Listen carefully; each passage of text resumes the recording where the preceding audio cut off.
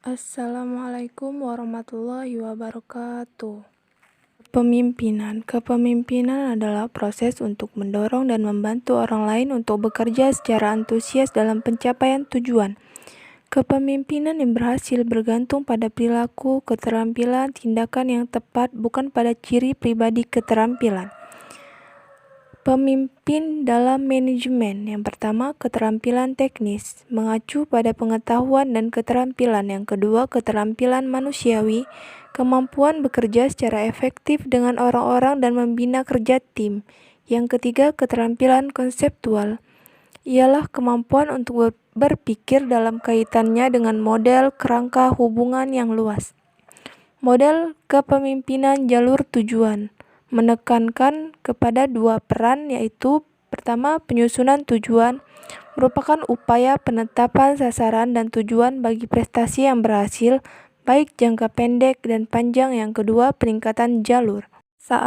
Kemampuan mempengaruhi perilaku, mengubah peristiwa, mengatasi perlawanan, dan meminta orang melakukan sesuatu yang tidak ingin mereka lakukan. Kekuasaan formal, yaitu kekuasaan yang didasarkan pada posisi seorang individu dalam suatu organisasi. Kekuasaan formal mencakup yang pertama, kekuasaan koersif. Sumber kekuasaan ini tergantung pada ketakutan. Orang dengan kekuasaan koersif mempunyai kemampuan untuk menimbulkan konsekuensi yang tidak menyenangkan.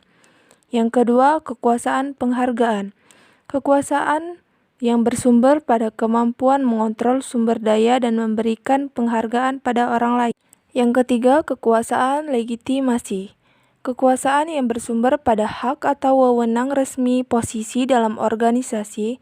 Hak tersebut biasanya diterapkan melalui pemerintah, perintah maupun instruksi.